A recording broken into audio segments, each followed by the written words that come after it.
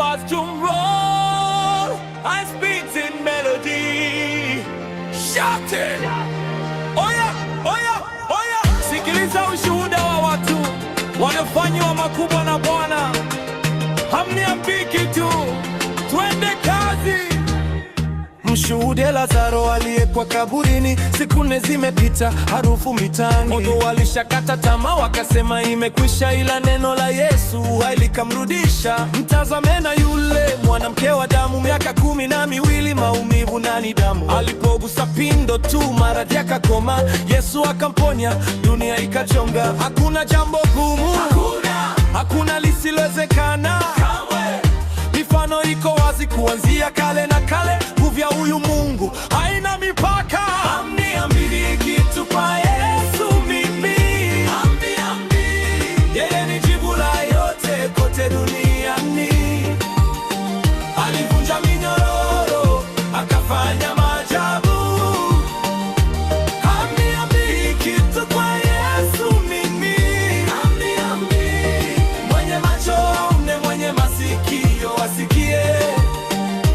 Hamniambii kitu kwa Yesu mimi.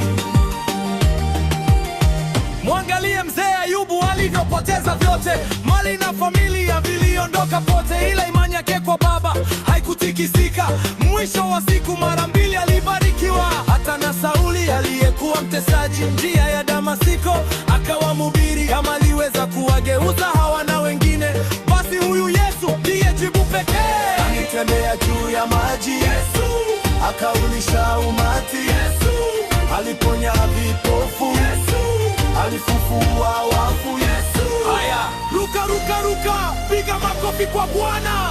Twende, twende, twende, twende. Hamniambii kitu kwa Yesu mimi. Yeye ni jibu la yote kote duniani. Alivunja minyororo, akafanya maajabu. Hamniambii kitu kwa Yesu mimi. Mwenye macho aone, mwenye masikio asikie. Hamniambii kitu kwa Yesu mimi. Hata msisitize nini, mifano imejitosheleza. Yesu ni yule yule, jana, leo na hata milele. Hamniambii kitu.